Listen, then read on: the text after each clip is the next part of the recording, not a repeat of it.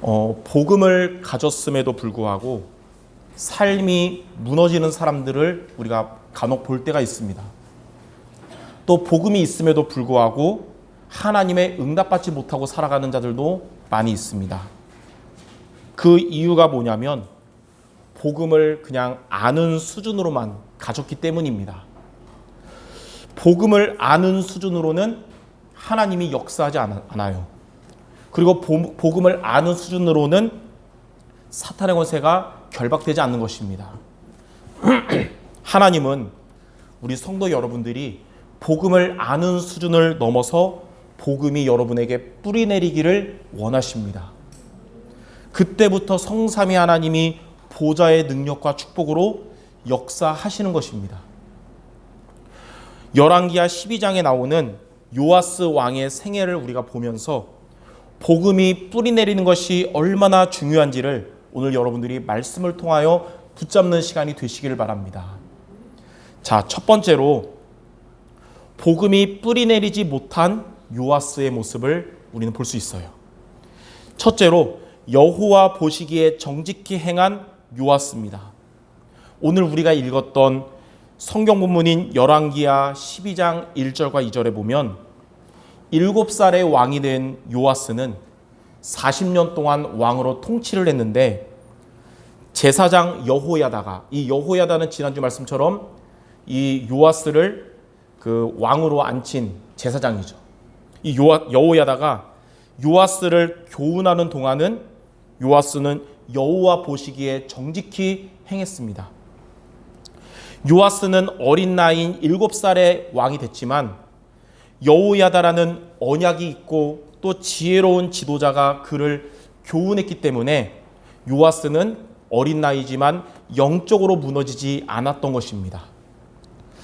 이렇게 요아스처럼 어린 나이의 렘넌트에게 여호야다 같은 언약 있고 지혜로운 지도자가 곁에 있는 것이 가장 큰 행복이고 가장 큰 축복입니다.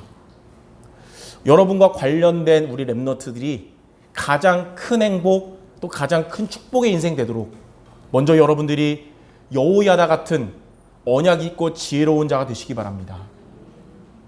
자, 두 번째로, 그런데 이 여호야다가 이제 죽은 이후에 변질이 된 요아스입니다.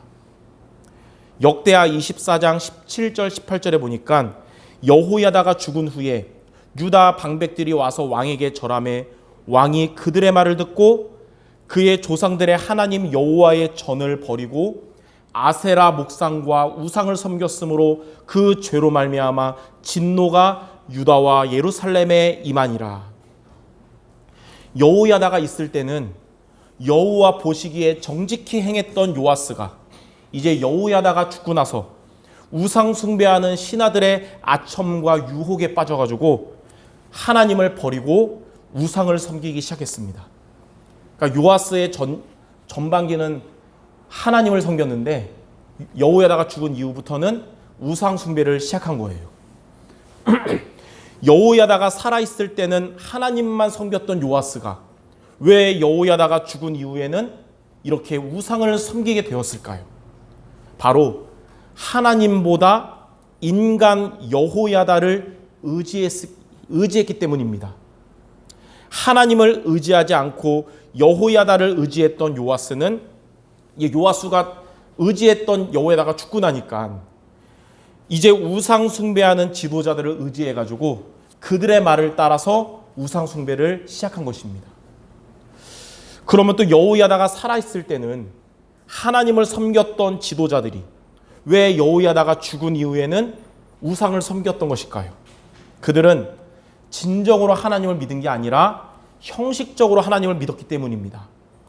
권력을 가졌던 여호야다만 보였을 뿐 믿음을 가진 여호야다가 그들의 눈에는 보이지 않아서 이들은 겉으로만 신앙생활했고 진정으로 신앙생활한 것이 아니었던 것입니다. 그 마치 디모데후서 3장에 나오는 경건의 모양은 있으나 경건의 능력을 부인했던 것이에요. 그러한 요아스에게 이렇게 우상 숭배로 또 나라가 어지러워진 이 요아스에게 스가랴 선지자가, 이 언약 있는 스가랴 선지자가 우상을 버리고 다시 언약을 붙잡으라고 하나님의 말씀을 요아스에게 전했어요. 근데 요아스는 스가랴 선지자의 말씀을 듣지 않고 우상 숭배하는 신하들의 말을 듣고 이 스가랴 선지자를 돌로 쳐서 죽였습니다. 이 스가랴 선지자가 누구냐? 성전에서 숨어 살던 요아스를 왕으로 세우고 요아스를 평생 동안 도왔던 그 여호야다의 아들이었습니다. 예. 이처럼 언약을 버리고 우상을 섬기며 또한 언약을 증거했던 전도자를 죽인 요아스와 유다 나라, 어떻게 됐을까요? 당연히 성경에 재앙을 만났다고 나와 있습니다. 여호야다가 살아있는 동안엔 하나님만 섬겼던 유다 나라는 평온했었으나 우상을 섬기며 전도자를 죽인 유다는 이제 재앙을 다시 만나게 된 것입니다. 자, 그래서 세 번째로 재앙을 만나 무너진 요아스입니다. 이 아람 군대가 적은 무리로 쳐들어왔어요. 그러니까 쉽게 말하면 이제 간 보려고 온 겁니다. 근데 유다의 힘이 큰 군대가 그 적은 아람에게 완전히 졌어요. 왜 그러냐? 이 유다가 하나님을 버렸기 때문이며 유다 군대에 하나님이 함께 하시지 않았기 때문입니다. 역대하 24장 23절 24절에 보니까 1주년 말에 아람 군대가 요아스를 치려고 올라와서 유다와 예루살렘에 이르러 백성 중에서 모든 방백을 다 죽이고 노략한 물건을 아람의 다메섹 왕에게로 보내니라. 아람 군대가 적은 무리로 왔으나 여호와께서 힘이 큰 군대를 그들의 손에 넘기셨으니 이는 유다 사람들이 그들의 조상들의 하나님 여호와를 버렸음이라. 이와 같이 아람 사람들이 요아스를 징벌하였더라. 과거에는 여러분 설교 많이 들어봤겠지만 예전에 유다의 그 작은 규모의 군대에 하나님이 함께 하셔서 큰 규모의 적군을 이겼었습니다. 그러나 하나님이 함께하지 않는 유다는 큰 군대였어도 작은 규모의 적군에게 완전히 무너진 것입니다. 하나님이 없는 유다의 큰 군대가 아람의 적은 무리를 당해내지 못하고 실패했듯이 가장 좋은 조건에 강한 힘이 있어도 하나님이 함께하지 않는 신자는 가장 약해지면서 실패하는 것입니다. 그러나 조건은 안 좋고 힘이 약해도 하나님이 함께 하시는 신자는 가장 강하고 승리하게 됩니다. 그래서 바울은 빌립보서 3장 8절에 모든 것을 잃더라도 그리스도를 얻도록 힘썼던 것입니다. 만약 언약을 붙잡았던 요아스 왕이었다면, 그리고 그 전쟁에 하나님이 함께하는 전쟁이었다면 충분히 승리하고도 남을 전쟁이었겠지만 언약을 버리고 우상 섬기는 요아스 왕이었기 때문에 하나님이 함께하지 않는 유다 군대였고, 이제 전쟁에서 패한 요아스는 아람 군대의 공격에 큰 부상을 당했어요. 그리고 신하들의 모반으로 칼에 죽임을 당하게 됐습니다. 이렇게 한 인생이 이렇게 마무리가 된 거예요. 요아스가 이렇게 재앙을 만나서 죽임당한 이유는 무엇이며 또 유다 나라가 이렇게 전쟁의 고통을 겪게 된 이유가 무엇일까요? 바로 여호야다가 살아있을 때는 복음을 회복했지만 여호야다가 죽은 이후엔 복음을 버리고 우상 숭배에 빠졌기 때문입니다. 그러면 왜 요아스와 유다 나라는 여호야다가 죽은 이후에는 이전처럼 못하고 복음을 버리고 우상 숭배한 이유가 무엇일까요? 바로 오늘 제목처럼 복음에 뿌리 내리지 못했기 때문입니다. 복음에 뿌리 내리지 못했기 때문에 복음을 증거한 지도자가 죽은 이후에는 복음을 버리고 재앙을 만나게 된 것이에요. 그러므로 성도 여러분들은 오늘 이 열왕기하 12장 말씀을 통해서 복음을 우리가 아는 것으로 만족하지 말고 복음이 여러분들의 영혼과 우리의 마음과 생각에 뿌리 내리기를 바랍니다. 복음이 뿌리 내리면 상황이 변해도 복음을 여러분이 영순위로 붙잡게 됩니다. 복음이 뿌리 내리면 재앙이 여러분에게 오지 못하고 넘어가는 것입니다. 패스워드, 유월절하는 것이에요. 그래서 하나님은 오늘 예배를 통해 성도 여러분들 복음을 아는 것으로 만족하지 말고 복음이 여러분 안에 뿌리 내리기를 원하시는 것입니다. 자, 그러면 우리가 크게 두 번째로 복음이 여러분에게 뿌리 내리려면 우리가 어떻게 하면 될까요?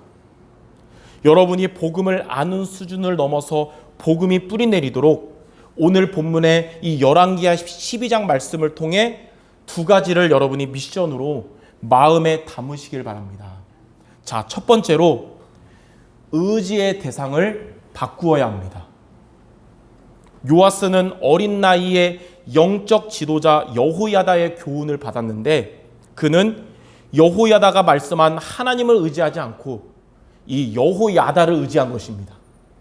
그래서 의지의 대상이 죽은 이후에는 우상 숭배하는 지도자를 의지해가지고 우상 숭배라는 잘못된 선택을 하게 된 것입니다.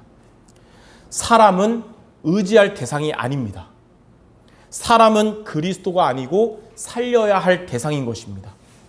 우리가 사람을 의지한 만큼 상처받는 것이고 사람을 의지한 만큼 실망하고 우리가 공허해지는 것입니다.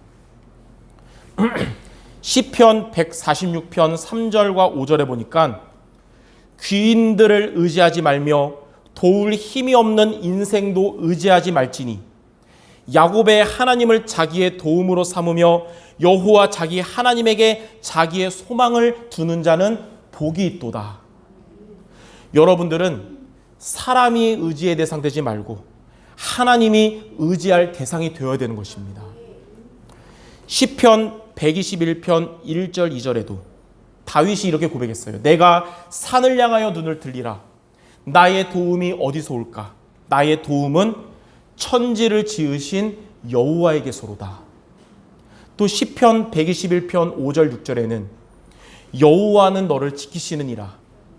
여호와께서 너의 오른쪽에서 너의 그늘이 되시나니 낮에 해가 너를 상하게 하지 아니하며 밤의 달도 너를 해치지 아니하리로다. 졸지도 주무시지도 않고 여러분을 24시 지켜주시는 하나님을 의지하는 여러분 되시기 바랍니다. 사람을 의지하지 말고 돈을 의지하지 말고 우리가 하나님을 의지할 때부터 하나님은 그때부터 여러분에게 역사하는 것이요 여러분은 복음으로 뿌리 내리기 시작할 것입니다. 자, 그러면 하나님을 의지한다는 것이 구체적으로 무엇일까요? 영이시기 때문에 우리 눈에 보이지 않는 하나님을 우리가 다른 종교처럼 보이는 형상으로 하나님을 만들어서 의지한다는 게 아닙니다. 하나님을 의지한다는 말은 하나님의 말씀을 의지하는 것이에요.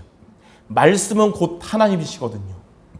그래서 여러분들은 모든 상황 가운데 하나님의 말씀을 답으로 의지하시기 바랍니다. 우리가 살아가다 보면 두려움이 찾아올 때가 있어요. 그때 우리가 하나님 어떻게 의지하냐? 이사야 41장 10절 말씀을 여러분이 답으로 붙잡고 의지하기 바랍니다. 두려워하지 말라. 내가 너와 함께함이라. 놀라지 말라. 나는 너의 하나님이 됨이라. 내가 너를 굳세게 하리라. 참으로 너를 도와주리라. 참으로 나의 의로운 오른손으로 너를 붙들리라. 이 말씀이 3000년 전에 기록된 로고스가 이번 한 주간 여러분 삶의 레마가 되시기 바랍니다. 우리가 또 살아가다 보면 불편하거나 답답할 때가 많습니다. 그때는 여러분들이 요한복음 14장 27절 말씀 답으로 붙잡기 바랍니다. 예수님이 우리에게 이렇게 말씀하셨어요. 평안을 너희에게 끼치노니 곧 나의 평안을 너희에게 주노라. 내가 너희에게 주는 것은 세상이 주는 것과 같지 아니하노라. 너희는 마음에 근심하지도 말고 두려워하지도 말라. 또한 우리가 살면서 중요한 일을 우리가 지금 해야 될 때가 있습니다. 내 힘에는 부족한데 중요한 일을 해야 될 때 있잖아요. 그때 여러분들 스가랴 4장 6절 말씀 그리고 빌립보서 4장 13절 말씀을 이 구약의 이 전도자들이 체험한 말씀을 여러분이 답으로 붙잡기 바랍니다. 이는 힘으로 되지 아니하며 능으로 되지 아니하며 오직 나의 영으로 되느니라. 우리의 힘과 능으로 안 돼도 오직 하나님의 영으로 된다는 것입니다. 또 빌립보서 4장 13절에 감옥 안에서 바울이 고백했잖아요. 내게 능력 주시는 자 안에서 내가 모든 것을 할 수 있느니라. 우리의 삶에 찾아오는 어려움이나 중요한 일 앞에서 하나님의 말씀을 증거로 붙잡는 것이 우리가 하나님을 의지하는 것입니다. 한 가지 더 얘기하자면, 또 우리의 삶에는 좋은 일만 있으면 참 좋겠지만 계획하지 않은 싫은 일이 올 때가 있잖아요. 문제, 또 갈등, 위기에 놓일 때 여러분들, 이때에 전도자 다윗이 승리했던 시편 23편 4절 말씀을 증거로 답으로 붙잡기 바랍니다. 내가 사망의 음침한 골짜기로 다닐지라도 해를 두려워하지 않을 것은 주께서 나와 함께 하심이라. 주의 지팡이와 막대기가 나를 안위하시나이다. 이처럼 여러분의 삶의 모든 상황 가운데 하나님의 말씀을 답으로 붙잡고 의지하는 모두 되시기를 바랍니다. 그 시간은 여러분 복음에 뿌리 내리는 응답의 시간이 될 거예요. 자, 두 번째로 영과 진리로 예배를 드려야 합니다. 복음에 뿌리 내리는 두 번째 미션이 뭐냐? 여러분의 예배가 영과 진리로 드리는 예배가 되는 것입니다. 제사장 여호야다가 살아있는 동안에는 하나님을 섬겼던 지도자들이 여호야다가 죽은 이후에 다시 우상을 섬긴 이유는 그들이 하나님께 진정으로 예배드린 것이 아니고 형식적으로 하나님을 믿고 형식적으로 예배드렸기 때문입니다. 형식적인 신앙생활은 복음이 뿌리 내리지 않습니다. 형식적인 신앙생활은 소리나는 구리와 울리는 꽹과리처럼 우리에게 아무 유익이 없는 것입니다. 저는 이 아주 소중한 이 주일 예배 시간이 성도 여러분들에게 형식적인 예배가 아니기를 바랍니다. 그러고 보니까 오늘 오신 분들은 다 영과 진리로 예배드릴 자세를 갖춘 분들 같은데, 우리가 어떤 예배를 드려야 하냐? 예수님은 사마리아 수가성 여인에게 요한복음 4장 24절에 하나님은 영이시니 예배하는 자가 영과 진리로 예배를 드리라고 했습니다. 영으로 드리는 예배가 뭐냐면 성령의 충만함을 얻도록 기도하면서 예배를 드리라는 것입니다. 여러분들 똑같은 예배 같지만 그냥 예배 드리는 것과 하나님 오늘도 나에게 성령 충만 주세요 하면서 예배 드리면 하나님 여러분에게 최고의 힘을 주시는 영으로 드리는 예배 됩니다. 또 진리로 드리는 예배가 뭐냐? 진리이신 예수 그리스도를 붙잡는 예배하라는 것입니다. 여러분이 성령 충만을 얻는 예배가 되면 여러분들이 예배로 끝이 아니고 예배 이후에 여러분들 가는 곳마다 하나님의 나라가 임하고 성령께서 여러분에게 역사하실 것입니다. 하나님은 언약이 없었던 가인의 제사는 받지 않았지만 언약을 가졌던 아벨의 제사를 받으셨듯이 언약 대신 예수 그리스도를 붙잡는 여러분들의 예배를 통해서 하나님께서 영광 받으시며 은혜와 축복을 주실 것입니다. 왜냐하면 이 언약 되시는 그리스도는 하나님을 떠났던 저와 여러분에게 하나님을 만나는 길 대신 참 선지자, 우리를 죄와 저주에서 해방시켜 주신 참 제사장, 사탄의 권세를 완전히 멸하신 참 왕 대신 모든 문제 해결하신 그리스도시기 때문입니다. 이처럼 영적인 힘을 얻으며 이 그리스도의 언약을 붙잡는 예배가 바로 영과 진리로 드리는 예배요, 그 예배가 복음으로 뿌리 내리는 비밀인 것입니다. 오늘 이 시간이 여러분들에게, 이 예배 시간이 복음으로 뿌리 내리는 시간인 줄 믿습니다. 하나님은 이처럼 성도 여러분들이 복음을 아는 수준을 넘어서 복음이 우리 안에 뿌리 내리기를 원하신다는 겁니다. 그렇기 때문에 오늘 두 가지, 의지의 대상을 바꾸며 영과 진리로 예배 승리하는 모두 되시기를 주님의 이름으로 축원합니다. 자, 마지막 세 번째입니다. 우리가 이렇게 복음이 뿌리 내리면 어떻게 될까요? 뿌리 내린 것이 열매를 맺습니다. 복음이 뿌리 내리면 복음의 열매를 맺게 되는 것입니다. 무엇이 뿌리 내리느냐가 응답을 결정합니다. 나는 분명히 말씀을 붙잡고 기도했는데 왜 말씀은 성취가 안 되고 분노와 상처만 자꾸 나타날까? 분노와 상처가 뿌리 내렸기 때문에 그런 것입니다. 나는 분명히 하나님께 간절히 기도하는데 왜 기도는 응답이 안 되고 불신앙만 자꾸 드는가? 불신앙이 뿌리 내려 있기 때문이에요. 여러분에게 그런 것이 아니라 복음이 뿌리 내리면 그때부터 여러분에게 하나님 주신 말씀이 성취가 되기 시작합니다. 복음이 뿌리 내리면 여러분의 기도는 하나님이 응답하실 것입니다. 복음이 뿌리 내리면 그때부터 여러분들의 전도가 이제 실현되기 시작할 것입니다. 이게 바로 복음의 열매예요. 그래서 첫 번째로 하나님은 여러분들에게 말씀을 성취하실 것입니다. 이사야 40장 8절에 풀은 마르고 꽃은 시드나 우리 하나님의 말씀은 영원히 서게 될 것입니다. 또 마태복음 5장 18절에 보니까 율법의 1.1획도 없어지지 않고 다 이루어지게 될 것입니다. 하나님은 여러분에게 주신 말씀을 하나님께서 성취하실 줄 믿습니다. 자, 두 번째로 하나님은 여러분들 기도에 응답하실 것입니다. 요한복음 15장 7절에 보니까 너희가 내 안에 거하고 내 말이 너희 안에 거하면 무엇이든지 원하는 대로 구하라. 그리하면 이루리라. 여러분은 포도나무에 붙어있는 가지처럼 생명이 살아나고 기도의 응답을 받게 될 것입니다. 세 번째는 하나님은 여러분들에게 전도를 실현하실 것입니다.